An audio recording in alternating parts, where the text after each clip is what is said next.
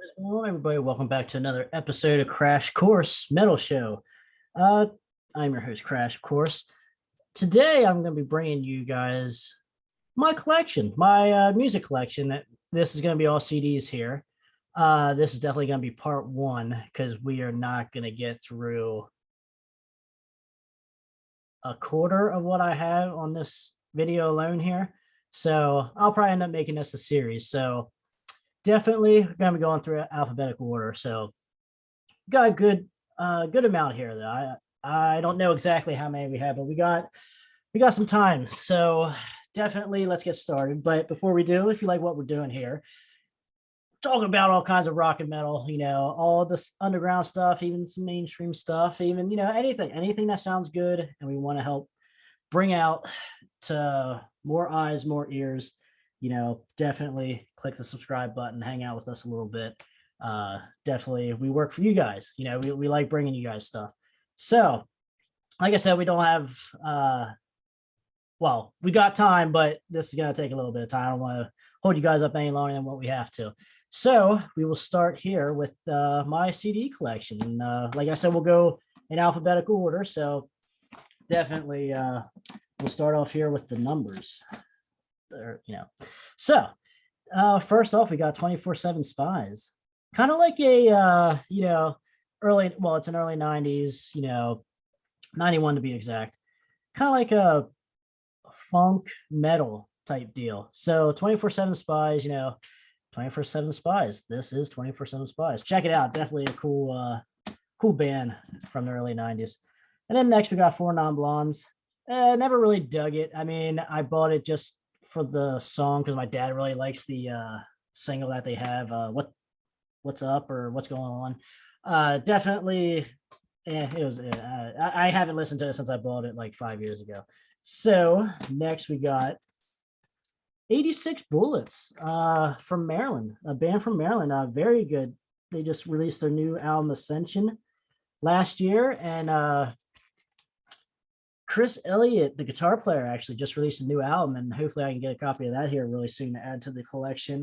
Definitely a good band though. 86 Bullets, very cool. Has a little bit of that like 90s sound to it, but still like very good guitar riffs, very good solos, good bass. Very cool band, very cool band with a lot of mixture, a little bit of influence and a little bit for everybody in the band. So next we will have, let's see. All right, we got the Aerosmith collection here. First album, second album, Toys in the Attic, Rockin' a Hard Place, and we got Dome of Mirrors, which that's all for my Aerosmith because I'm not that big of an Aerosmith guy. I could leave them. Like it is what it is with them. Nothing really, I guess you could say, groundbreaking for me. I'm just not that big of a 70s rock guy to begin with. So, and everything's overplayed by them anyway. So, and I think that's why I like Done with Mirrors so much, because you never hear anything from Done with Mirrors. So, yeah, that's all I got to say about Aerosmith. So, definitely moving on. We got, let's see here, Anthrax, Spreading the Disease, first album.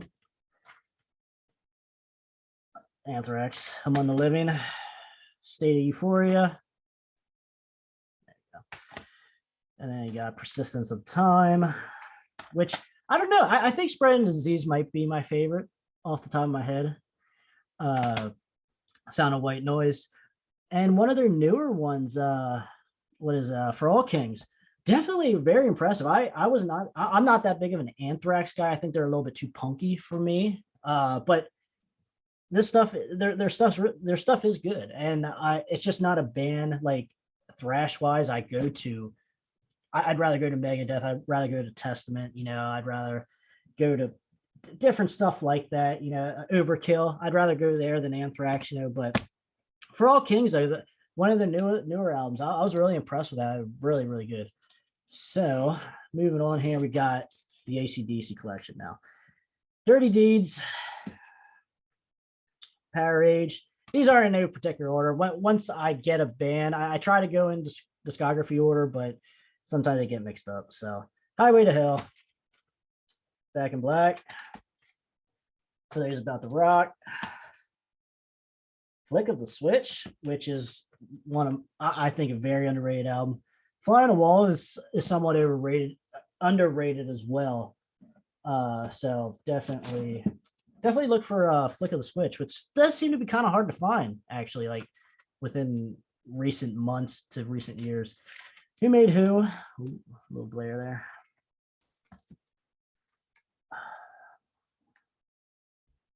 Load your video. Razor's Edge. Ball Breaker, which I might actually add into my albums that fans hate that I actually like. I actually really like. The more listens I get in with Ball Breaker, I actually really like it. You got like the Fuhrer, really good. Hail Caesar's really good. It's just a different Whiskey on the Rocks, a different vibe. Like it came out in '95, so it is a little bit of a different vibe than your usual AC/DC. You know, like energy wise, a little bit slower stuff, you could say. But I really enjoy it. And you got Stiff Upper Lip, Black Ice, and then their new album, Power Up. Very good album. I was certainly impressed with this album. Fucking Shot in the Dark, the single off this was really good, but Rejection is really good. That might be my favorite song on this album. Kick You When You're Down has a really good intro to the solo. I really dig that. Like I just love how you get into the solo. And then Code Red's really good. The last song, finishing up the song on the album, very good.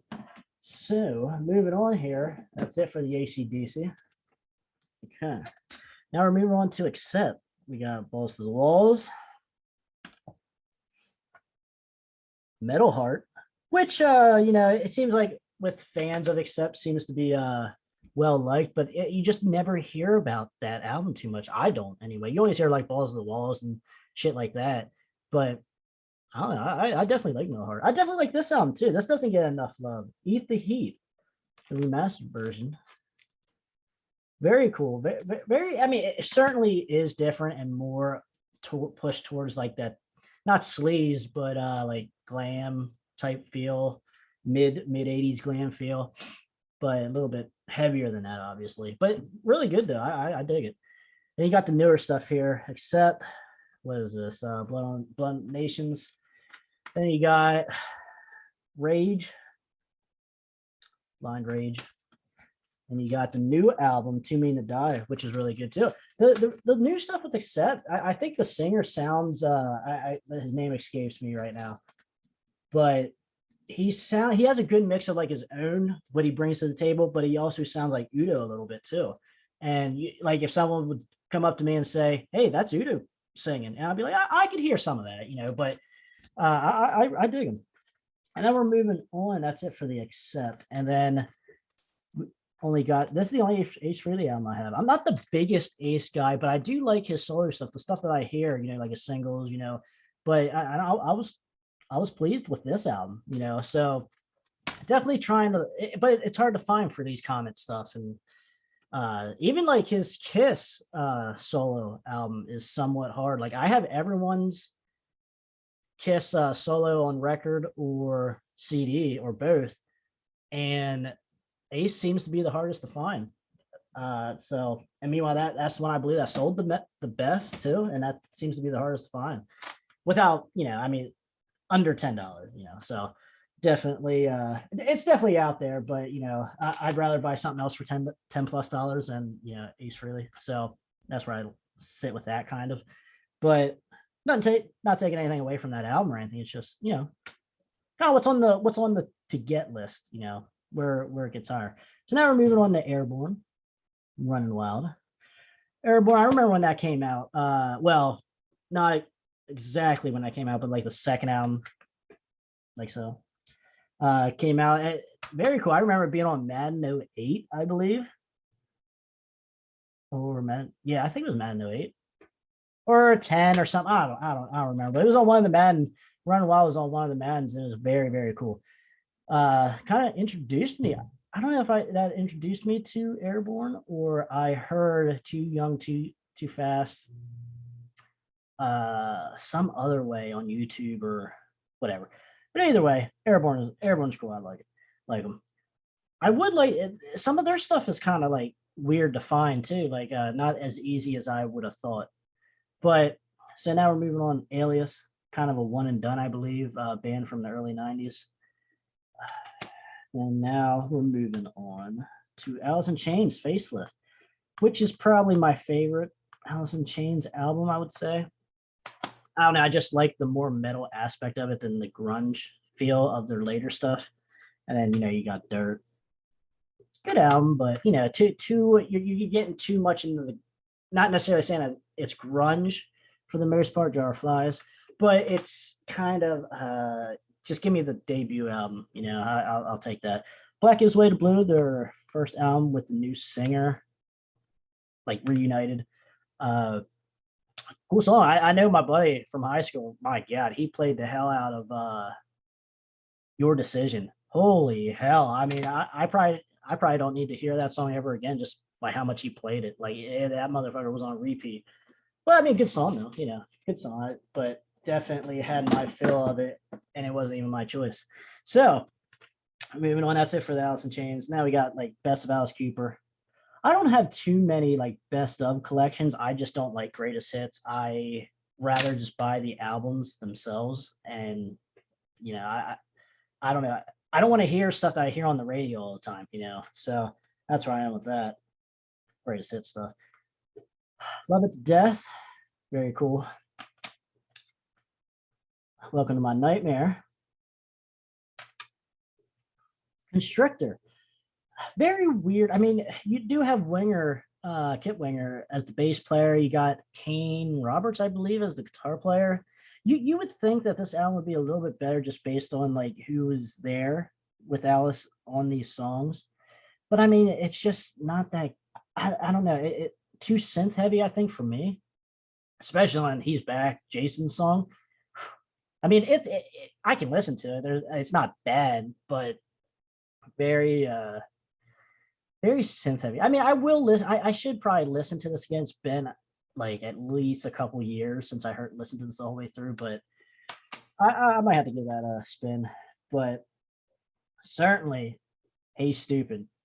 I love Hey Stupid. They're very cool. I mean, obviously, Love's a Loaded Gun, one of the best songs of this era for Alice Cooper. And Feed My Frankenstein. Like that album is, I mean, I do need to listen to Poison or Trash again. Yeah, and what the hell? Raise Your Fist and Yell. I do need to listen to those again, but it's gonna be hard to beat Hey Stupid for me. So, and then you go on after that with Last Temptation.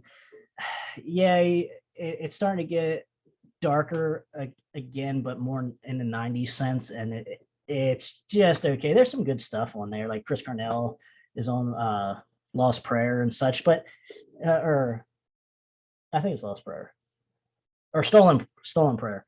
And then I remember I bought this Long Came a Spider. I remember I bought that in like 2008, 2009. Pretty good album. I actually enjoyed it for a new album. Like during that time, there wasn't too many older bands releasing like good stuff. I mean, they were releasing stuff, and you're like, okay, this is cool that they're back and such, but like that could rival some of their older stuff. Along Came a Spider was definitely a nice breath of fresh air, I think, for Alice Cooper, for me anyway. So that's it for the Alice Cooper. And then now Al Green. And now you will see some different stuff in this collection. It's not gonna be all metal or rock. You're gonna get some different stuff. But I would like to pick up more Al Green. This is obviously like when he went religious and such, but very cool. 76, I believe this came out. Yeah, that's what it looks like. So definitely different feel, not like his great stuff, not stuff you're gonna find on his greatest hits or anything like that, but still good stuff on there, good material. And then I believe I bought this like 10 years ago, Aletheon, kind of like a slower. Like I said, there was only like one song off this whole album I liked, and even then I deleted that off after a couple years out of my iTunes. But it was okay. I don't know. I mean, if someone likes it out there, leave a comment. Don't tell me to listen to it again. But all right, moving on to Annihilator, Alice in Hell. Good album, but maybe a tad overrated. I don't know. I every time I listen to it, I'm like, this is good, but people talk it up a little bit too much, I think. So, and then obviously Annihilator and Never Neverland. Good album as well. I mean, they're good albums, but I think someone is, it just seems like people are sometimes like talking about now. Annihilator, the guitar player guy, he is his name's the hell can't think of it, but the lead guitar player is very good. I enjoy his work. But there's one album of Annihilator I want, and I think it's the one after Never Neverland. Has like that ballad on it. Man, it's been a while since I heard that. Oh god. But either way, I mean, I am willing to pick up more Annihilator stuff. I like them enough to get the whole catalog, but that's another band that's kind of like hit and miss on finding some of the stuff. So now we are moving on to some Anvil. Anvil is definitely, it's a hit and miss type of band for me and for a lot of people, I think. But I don't know, it just the writing, the lyrics just aren't there for me. Musically, it's fine. I like it. This will probably be I have like 8 of their albums, but I only opened 3 of them and listened to them, and I'm like, I don't know if I want to open the rest of them. Do I want to sell them sealed, or do I just want to keep them? Maybe just get to them a little bit later in life. I don't know. I had all 8 of these for about probably three years now, and just never got around to open up the rest of them. And that's how some of the other stuff I had too, like Slayer's new album, Repentless. I haven't even opened that yet since the weekend it came out. So it is what it is. I mean, but I got like so much shit to go through still from like 5 years ago. It's not even funny. So moving on, and speaking of unsealed or still sealed, Alex Rudy Pale, the newest 2020 album. I don't know if that he might have had one come out more recently than 2020, but like I said, I didn't get to this either yet, and I like, from what I've heard, I forget the one album I heard on Amazon Prime. I think it was the 2018 release, the one with the knights going out through the gate on the cover. Pretty good. I wish I could find that one for a decent price. And then I also have Alex Rudy Pale here, Mystica. Not sure the year this came out, because this is a like a radio promo or some kind of promo. So yeah, that pretty much, well, that just wraps up that first column here. So we'll move on. That wraps it up for Alex Rudy Pale though. Let's see. Okay, yeah, we're going the right way. All right. Apocalyptica, the Metallica cello covers. I enjoyed this ever since high school. I heard this, or I seen like their videos on YouTube doing the like Unforgiven and such cover, and I really enjoyed. I think that's when I started liking classical then too. Like after I listened to this, I started like, wow, classical is kind of cool too, And then obviously the Yngwie and shit like that. So, but definitely, but this is the only Apocalyptica I have. I heard some of their singles like throughout the years after this, and I'm like, I don't know, this is kind of like too like new sounding for me. I kind of didn't like it, but I am willing to give it a shot for the right price. Find if someone wants to get rid of some shit, for cheap, I will. But just like I said, some of the stuff's just not high on the list compared to other stuff. So moving on to Archangels, bluesy. Now this is the bass player and the drummer for Stevie Ray Vaughan's band, Double Trouble. And after Stevie Ray died, they went and got these 2 younger guys. I guess they were like well known in the blues community too. And good album. I like it. I don't know why I think they only made 1 album and this is it. Very cool album. I dig it. What was the single? Living in a Dream, Paradise Cafe, Sent by Angels. Just a good album. I mean, nothing like that's gonna really like wow you, but if you like Stevie Ray and what they did there, you get some of that here. Just not as wild as Stevie Ray, like because Stevie Ray is one of the best guitar players. But but you get more of the same there with that. And I think it's you can pick that up for less than $5 on eBay, or maybe $1 at like a flea market if you get lucky. But definitely worth checking that out too. So another like thrash, like I don't know if they had any albums after this, but Armed Forces, Take on the Nation. Pretty cool album. I mean, like you're looking at 91, so it's kind of like the end of like obviously glam and such, but even like the thrash was like starting to change at that point. Like you aren't going to get any new thrash bands, classic thrash bands at that point. Uh, make them like a one and done type deal. And I think that's what Armed Forces was. But like Take on a Nation's good. No Guts, No Glory. Trust in Me is pretty good. Just a good album. I mean, it's obviously not as good as like some of the big four, like Overkill or anything like that. But I mean, if you're a fan of thrash, you're gonna dig it. So next up is Arcade, Stephen Pearcy's band and Fred Curry's band after he left Rat. So I dig it. 1992 after Detonator. Very cool. Nothing to Lose was the single off this. There's some, the ballads are just okay, but I don't think like Stephen Pearcy can really do a ballad. So like I kind of not gonna hold that against him, but definitely not the biggest ballad guy when it comes to Stephen Pearcy. So You're Giving Yourself Away was definitely probably the best ballad he ever did. And even that's like didn't even go gold for him. So there's that. Anyway, let's see where are we at here. We're at Asphalt Ballad or Ballet, whatever you want, however you want to say it. First album, very cool. I had this price since right after high school. I miss the days where like 10 years ago, I could go on eBay and pick up like all these out of print, like hair metal, sleaze metal stuff, CDs for less than $5-10. In some cases, less than $5 at one point, depending on who they were. But now, like you won't get this album probably for less than $20. You won't find it for less than $20. So yeah, I mean, definitely worth checking out. Like what's the song? Blood on the Highway, really good. I don't know what the single was off this.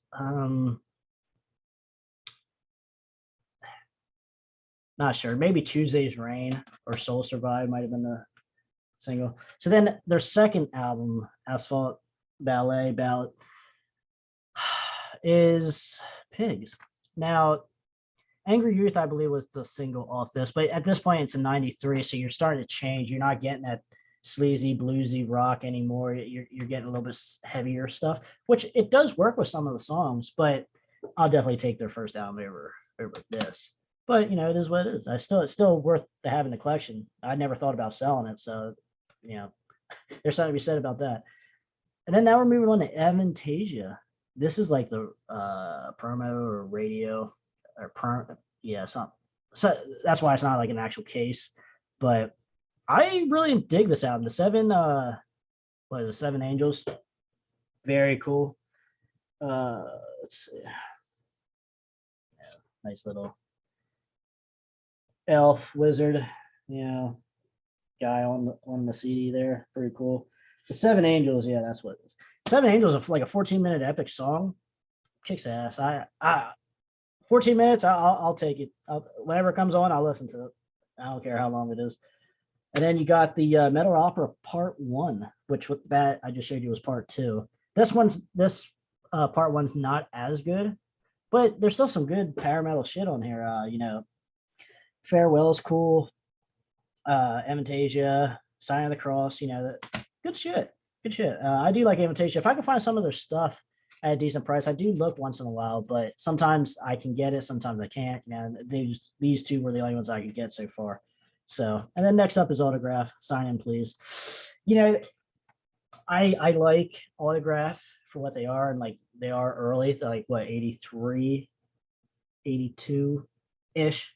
So, and like even Blondes and Black Cars, their second album single is okay, but it's cheesy. Like a lot of their stuff is cheesy, but like to me, too many synths, too early 80s glam for me. I'm not the biggest, like I'm a big glam guy, but I'm talking 88 after, or 88 to like 92, not 80 to 85. There's some good stuff in there, obviously, like Rat, in the early days, but like, Autograph, I could leave them. So let's see what we got here. All right.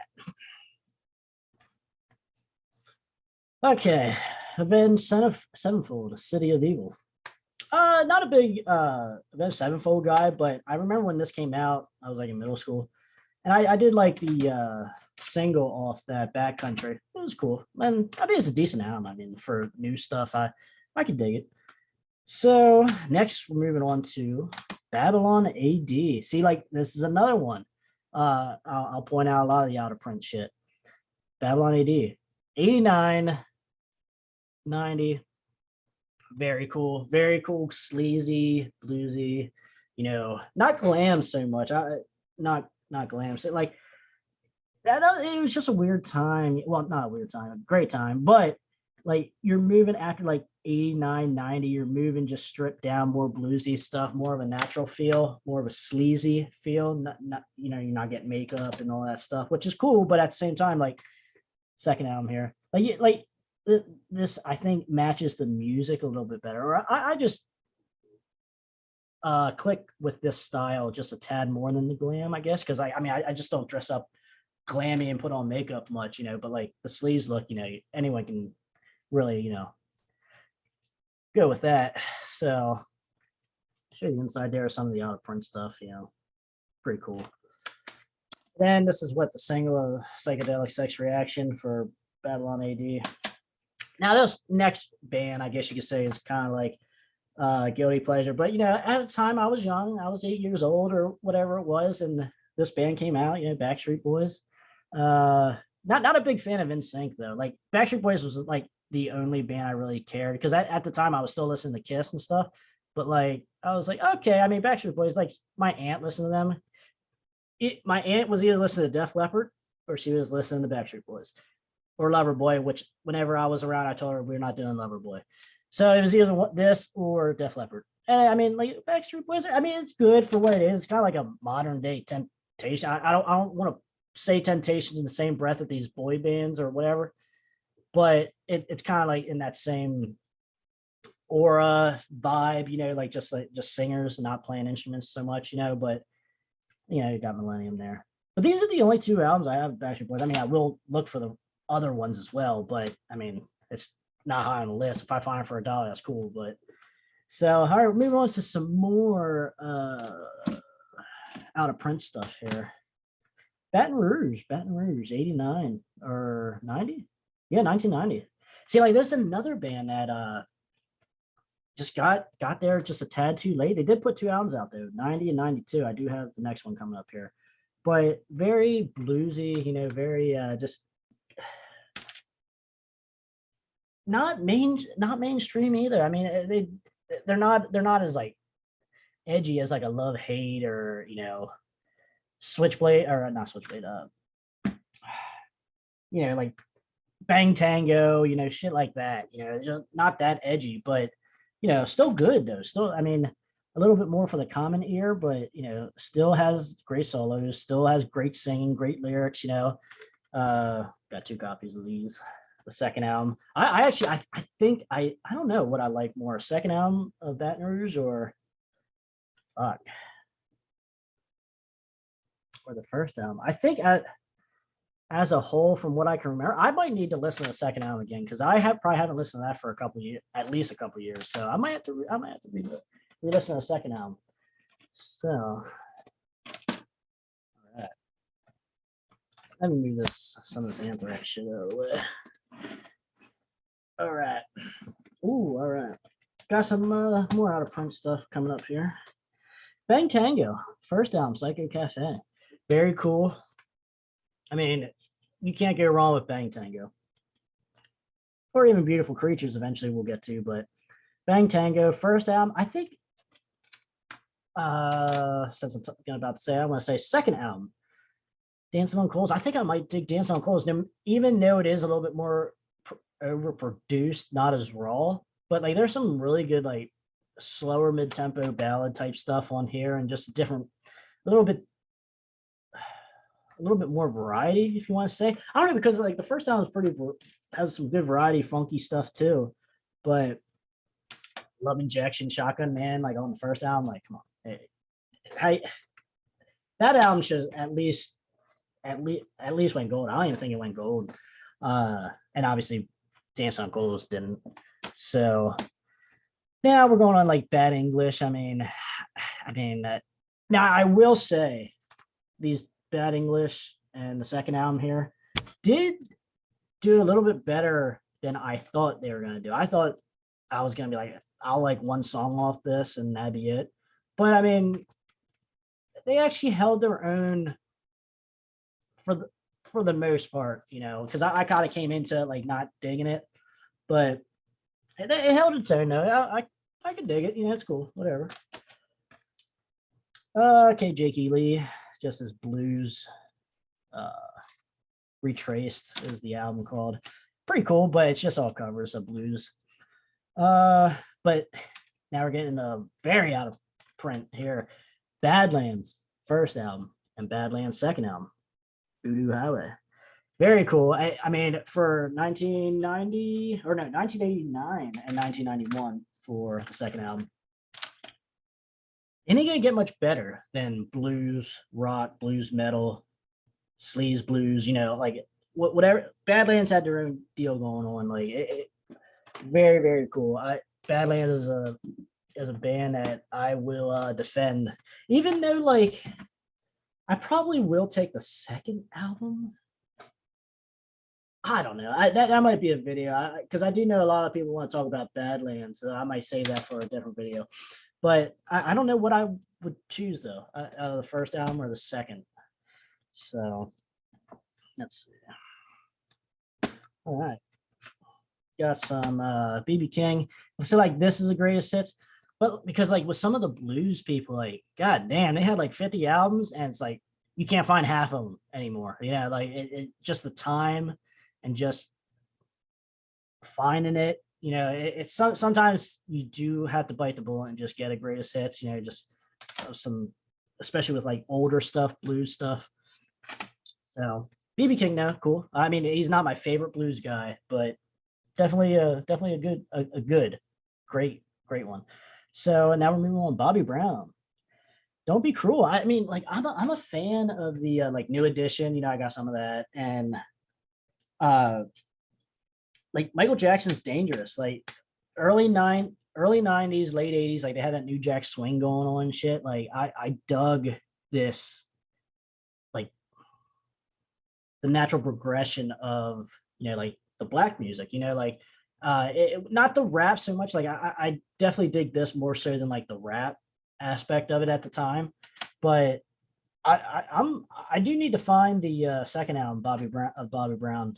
I hear good things about it, and I just haven't gotten around. You can get it cheap. You can get both of these pretty cheap, but I just haven't gotten around to getting it yet. So, yeah, let's see. Moving on here. Okay, I don't know. I thought I did have it, but maybe not. All right, Boston, second album. Boston, third album, third stage. Boston Greatest Hits. I had this since high school, and I just never ended up getting rid of it. And Walk On, I believe. Boston. I'm actually impressed. I thought I had the debut, but I know I have it on record. No, you know, I do have it somewhere. I don't know where it's at. It's somewhere around here. But I was actually really impressed with Walk On, and like actually all these Boston like third stage is pretty good. Like as they went on, maybe Walk On might be the last good breath of Boston, because from what I hear from other people, like they didn't do too well after that. But Walk On works for me. I can dig it. And then moving on, Bob Marley, Greatest Hits. See, like that's another one. Like you can find some of his albums, you know, but at this point you're not going to find them used usually. So I ended up just getting greatest hits for that then too. And like I said, that's been in my collection for at least 10, 15 years since high school. So, and moving on, got Boo Bice here. I believe it was the first one here, first album. It's actually pretty good. I mean, for being what it is, I mean, it's all right. I mean, some good ballad type shit on there. I can dig it. All right, let's see. Beastie Boys, License to Ill. I mean, Beastie Boys, I can give or take, and I will probably leave them most of the time. But just okay. I mean, nothing to really say about it. Blackfoot, Strikes, their most well-known album, which I would like to pick up more in the collection. I do have, I think, 3 records of theirs, like the one with the panther on it and the snake. Well, this is the snake, is it Strikes, and what was the eagle on it. And I like Blackfoot. I can dig Blackfoot. I'd definitely take him over Leonard Skinner, any day of the week. But just it's just kind of hard to find. CD anyway. But like records, I can find the records decently still. I mean, not that big of a problem. So moving on, Blackstone Cherry, first album. I remember a buddy of mine from high school, man. He told me about these guys, and I'm like, God damn, these guys are good. Because like, what was that, 2008, 6, around there? Like, not too much new good shit was coming out, like old school stuff. And Blackstone Cherry was quite impressive. I dug them. I liked them a lot. And been a fan ever since. So, Folklore and Superstition, second album. Let's see, Between the Devil and Deep Blue Sea, Deep Sea. This is probably their best or most well-known mainstream type album. Good though, very good. Not bad. I mean, I don't think they really made a bad album, but as you can see, like with this album here and the next one, Kentucky, I think they're kind of like spreading their wings a little bit as far as like just trying different things. Whether it works or not is another discussion. But like, I think they were trying to like try something different with these, more so than the first 3 that I had here. So, which I would prefer the first 3 over the last 2 that I showed here. But I mean, a good band though, good band, talented band. And I think they're gonna come to my neck of the woods next summer. So I think I'm gonna check them out. Definitely looking forward to that. Okay, moving on. I've got Black Crowes, Shaker Moneymaker. Very good album. The whole album is pretty good. I mean, if you like the Rod Stewart type feel, bluesy type, but bluesier and more of a, not glam, not hair metal, but like just more of that inch in that way, but well grounded at the same time. Black Crowes first album. But if you want total blues, if you like what is on the first album but more bluesy, this is where you go. Second album, Southern Harmony. And then you got the third one, Amorica. Fine. I mean, after the second album, nothing really clicked as well to me as the first and second album. Because there for a while, I think the second album I was digging even more than the first one. But that can go back and forth for me. Let's see, Black and Blue. What's this? Their third? In Heat. I'm not real familiar with Black and Blue, but this album is really, really good. Rock On, Cypher Sore Eyes, Heated Up, Suspicious. I know the first 4 songs, like it doesn't get better.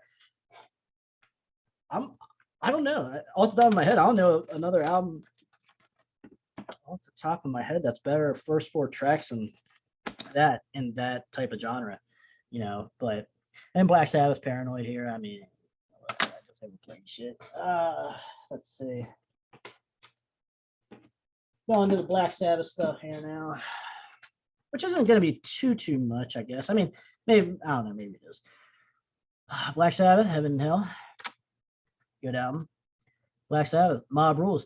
Now, I always thought Heaven and Hell was the superior one, but as the years have gone on, I think I do dig Mob Rules a little bit better than Heaven and Hell. But that's a different discussion for a different time. Seventh Star, good album. The Eternal Idol. Now, tell me in the comments, do you like, or if you had heard the Badlands Ray Gillen version, which I don't have. A buddy of mine has it, but version of Eternal Idol. They did the one here with what the hell? Tony, is it Tony? What the hell? Either way, the guy's name escapes me right now. But the singer that they ended up going with here, god damn it, I can't think of his name, and I like him too. But Eternal Idol though, I like The Shining, but I like Ray Gillen's version better when they did the whole album with Ray Gillen from Badlands before they went and got this singer here that went on the album. I don't know. I kind of thought Eternal Idol was going to be a little bit better, but it's just okay.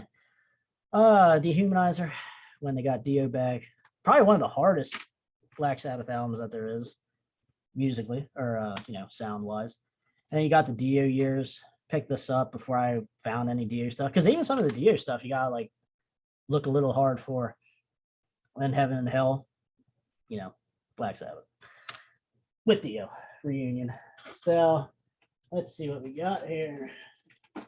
We're about halfway through this video anyway, so try to speed it up here for you.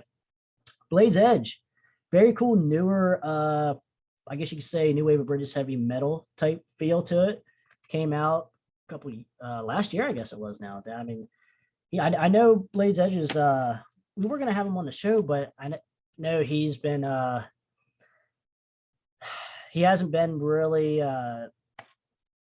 communicating as well, because like he said about, yeah man, we'll come on the show and such, and then he was like, man, we're working on this new album and such, and I mean it is what it is. I mean, still chat with him, but just would like to get him on the show, talk about this album and the new album. I mean, because it's really good. It's worth checking out. And kind of disappointed to have this in my collection here. Bush, and I mean, I might throw that out right now. I don't ever listen to it, and I don't ever foresee myself listening to it. Maybe I'll get a dollar or two for it. I don't know. Bloodgood. I think this is out of print too, like a Christian type rock metal. This sounds just okay from what I remember. There's a couple songs that I saved off of this, but 1988, it's good, but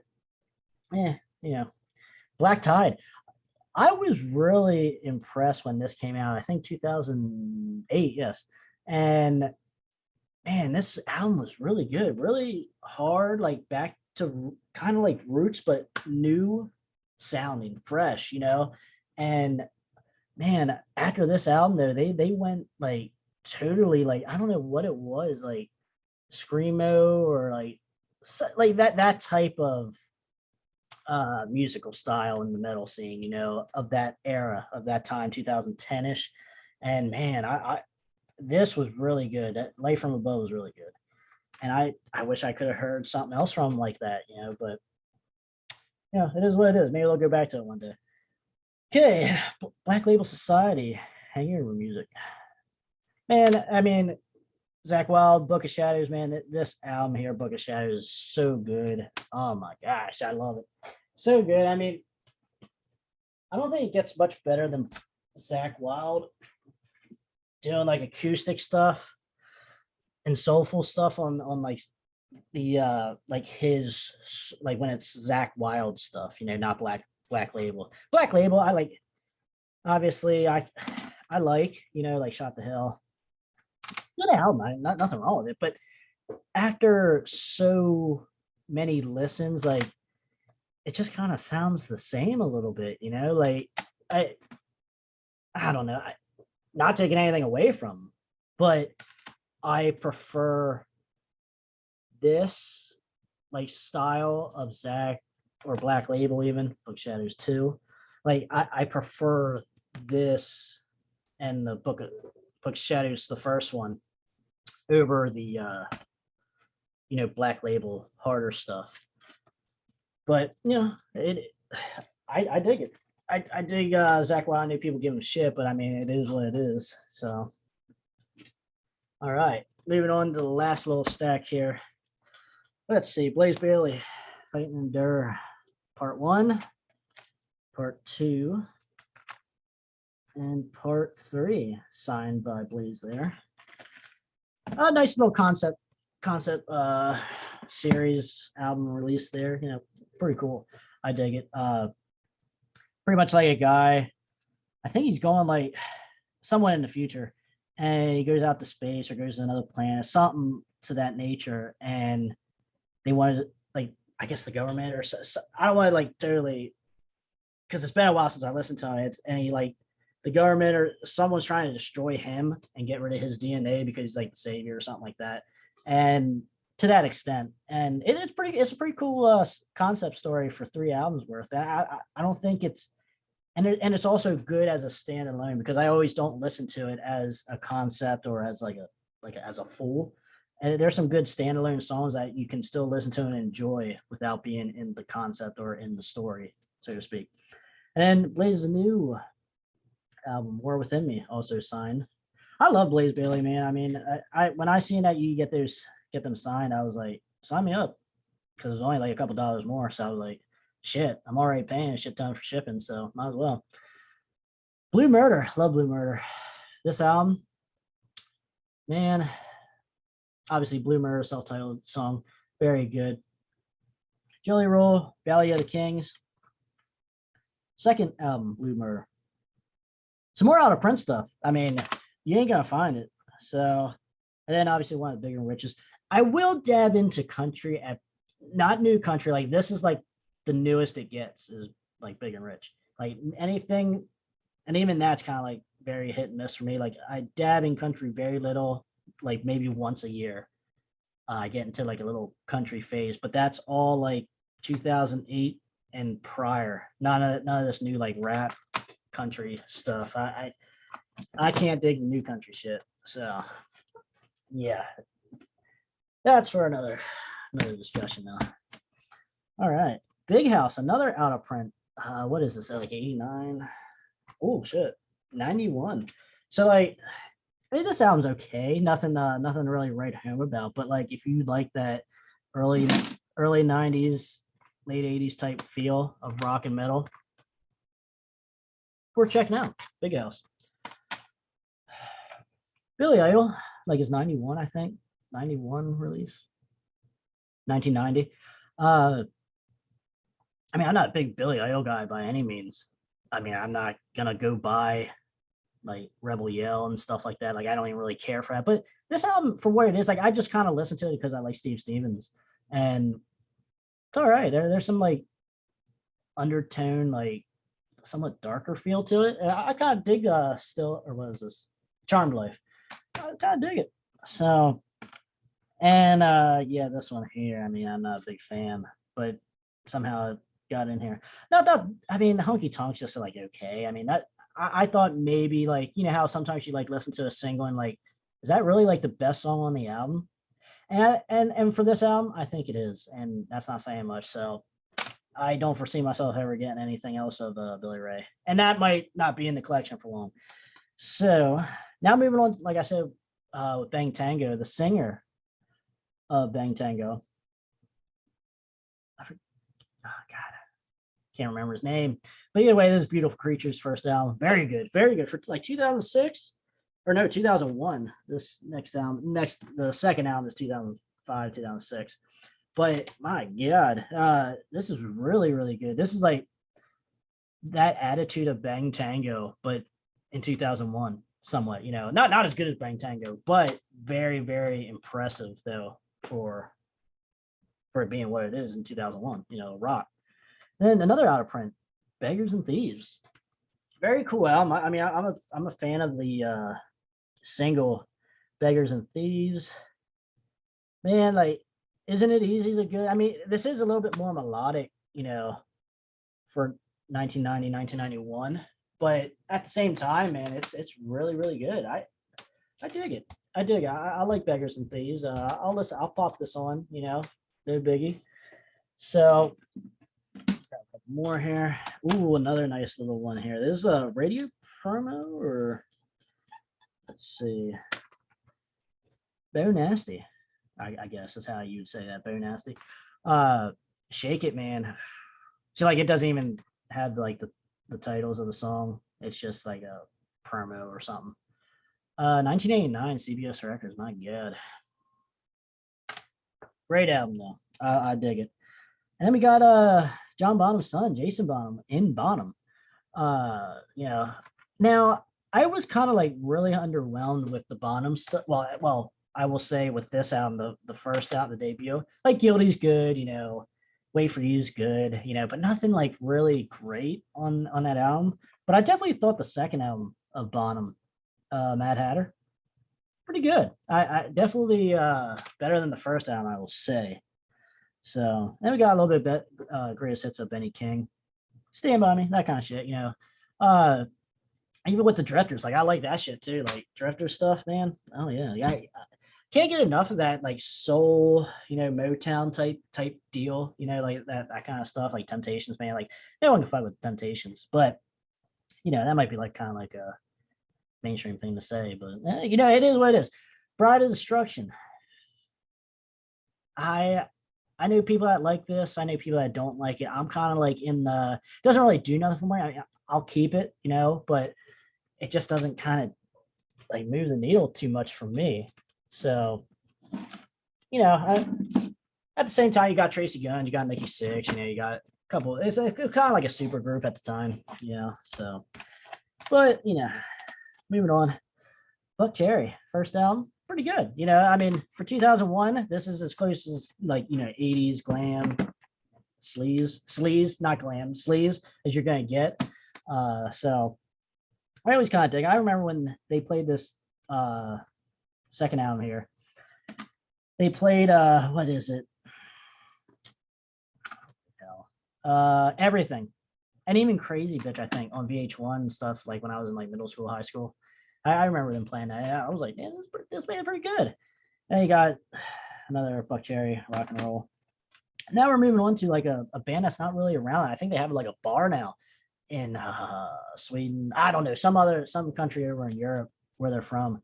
But Bullet, very good band, very cool. Like a hard, like a metal AC/DC, and very cool. Yeah, like I dig his voice. It's very loud, you know, very like AC/DC type musically and like vocally. But like after one album, I'm kind of like, all right, I need to take a break a little bit from him, you know, because it's not taking anything away from him, but it's just kind of like with what they're coming at you with, it's like, all right, I need to take it like a couple minute break. I want to listen to something else here for a little bit, then I'll go back to another album of theirs, you know. So, but yeah, very good band, Bullet. And now we're going on to Bullet Boys. Smooth Up In Ya. I mean, my God, that's probably one of the best songs like ever of you know glam hair metal type deal, 80s. You know, always gets everybody moving. Yeah, there's no question about that. But kind of a somewhat of a disappointing second album. You know, I even the first album here. I mean, I'm not the biggest fan. That might be one of those on the videos of bands that you know or albums that people love that I kind of don't care for. Now, I'm not saying it's bad, but I'm just saying it's definitely not one I grab for a whole lot. So now moving on to one of my other favorite bands ever, Britney Fox debut. That ass out of print. Can't buy this shit no more. Unless you're willing to fork over like $40, $50, you know. So, and I got two copies. Same thing with the second release. Two copies. Man, I remember buying this like just 10 years ago, 15 years ago, probably. High school, middle school. Man, like for like less than $10, and now you're looking at 50 for that. So, and this, my God, you might never find this again. Like original, you know, Bite Down Hard, probably my favorite Britney Fox album. I don't know, that's pretty good too. But I think I'm always gonna be a little bit more of a Tommy Paris Britney Fox guy than a Dizzy Dean guy. I know my dad's a Dizzy Dean guy, but yeah, I might have to go with Tommy Paris on that one. And then they did this one here, Springhead Motor Shark. Now, I mean, that came out in what, like 2003? It would, I mean, it's, I guess I have it just to have it, you know. I mean, nothing great on it. Although the one instrumental is actually pretty good. So, all right. Coming up on the last couple here. So we got, oh wow. Oh, okay. Let's see. And then, like I said, with, well, Brittany Fox, let's just stick there. Black Eyed Susan, the band Dizzy Dean went and formed after Brittany Fox. Another out of print, you know, like, my God. Like, I mean, it's not that good, so I wouldn't be like horrified that it wouldn't ever get like a reissue or anything. It is what it is. I mean, like I say, if you really like Dizzy Dean, you'll probably really like it, and like more of a Electric Boys type sound to it. That style, you know, definitely you probably dig it then. And obviously, like I said, with some of the country, you got Brooks and Dunn's. I mean, like I said, I'm not a real big follower in country. You know, like some stuff I will listen to, but not really. It like once in like a blue moon, I'll get like an itch to go through some of my country stuff. But like I said, it's old school stuff now, old school stuff. So, all right, moving on. We got Bruce Dickinson, Tattoo Millionaire. Very cool. I don't know. This is definitely one of my favorite Bruce Dickinson albums. I know people give this shit, you know, and I don't understand it. I mean, maybe just because it doesn't sound like Iron Maiden, maybe that's why. That's why they give Blaze Bailey shit, because it doesn't sound like Bruce Dickinson Iron Maiden. I don't know. So, all right, second album, Balls to Picasso. Not a big fan of this album, actually. Too much going on. I mean, it is 94 at this point. Tears of a Dragon's really good. But like everything else, like there's some good stuff on it, but at the same time, it's like he's trying to work in some like new stuff at that point, like what was fresh at the time, and it just kind of doesn't work for me. But then you got, you know, Accident at Birth, pretty good. I like Accident at Birth. That's probably my second favorite. I don't know. I'll do a ranking of these here as well at some point. Chemical Wedding, Tyranny of Souls. What's this one? Oh, we got the Bucketheads here. These are the only two I was able to find. This one's actually pretty good. I dig this one, but this one, man, I listened to this a couple times. I just can't get into this one.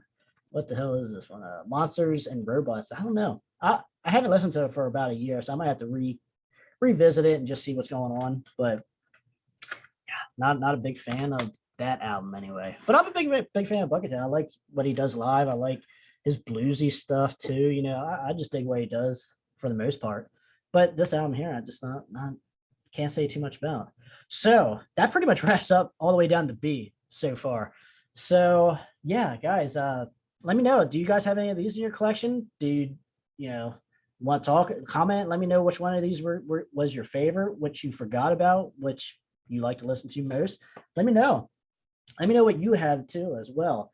I like to know if anyone, especially of these like out of print stuff, like does anyone else really have this stuff? Like, why are the prices going up so much? I obviously, you know, over time shit will go up, you know, but let me know. I guess that pretty much wraps up this video. If you like what we did here, showing off the collection, I'll show off the rest of the CD collection. We'll make this a series. I'll show off my records as well, even though that's not as a big collection as this. I'll show off the cassettes as well.